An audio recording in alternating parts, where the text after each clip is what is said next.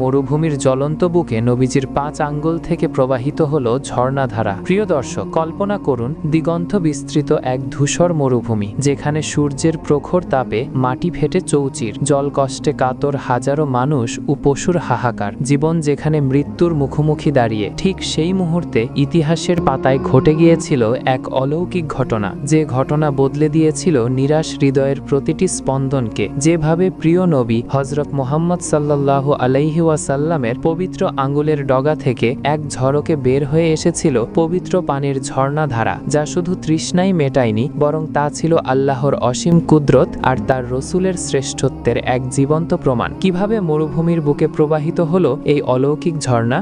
চলুন শুনি এই বিস্ময়কর ইতিহাস। আজ আমরা ফিরে যাব হিজরি 6ষ্ঠ সনের বসন্তে, যখন মদিনার মাটি থেকে এক মহান কাফেলা মক্কার পানে যাত্রা শুরু করেছিল। 6ষ্ঠ হিজরি সেই দিনটি ছিল মুসলিম উম্মার জন্য এক বিশেষ দিন। মদিনার দিগন্তে তখনও ভোরের আভা পুরোপুরি ফোটেনি, কিন্তু মুসলিমদের হৃদয় তখন এক নতুন সূর্যালোকের আগমনী বার্তা। রাসূলুল্লাহ সাল্লাল্লাহু আলাইহি ওয়াসাল্লাম এক রাতে স্বপ্ন দেখেন যে তিনি সাহাবীগণকে সাথে নিয়ে বাইতুল্লাহ শরীফ তাওয়াফ করছেন। এই স্বপ্ন ছিল আল্লাহর পক্ষ থেকে এক সুসংবাদ, যা মুসলিমদের হৃদয়ে মক্কা বিজয়ের সুপ্ত আকাঙ্ক্ষাকে নতুন করে জাগিয়ে তুলেছিল।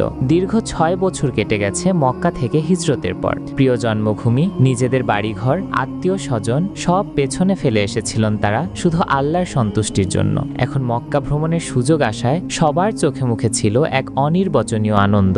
রাসূলুল্লাহ সাল্লাল্লাহু আলাইহি ওয়াসাল্লাম সাহাবীগণকে এ স্বপ্নের কথা জানালেন। এ কথা শুনে মুসলিমদের মধ্যে আনন্দের ঢেউ বয়ে গেল। মক্কার কাফেরদের অত্যাচারে জন্মভূমি ত্যাগ করতে বাধ্য হওয়ার পর এই প্রথম তারা আল্লাহর ঘর জিয়ারতের এমন একটি সুস্পষ্ট ইঙ্গিত পেলেন। কিন্তু রাসূল সাল্লাল্লাহু আলাইহি ওয়াসাল্লাম জানতেন কুরাইশদের সাথে তাদের সম্পর্ক তখনও ভালো নয়। তাই যুদ্ধের পরিবর্তে শান্তিপূর্ণ উপায়ে উমরা পালনের উদ্দেশ্যই ছিল এই যাত্রা। তিনি ঘোষণা করলেন যে যারা উমরা পালনে ইচ্ছুক তারা যেন প্রস্তুত হন।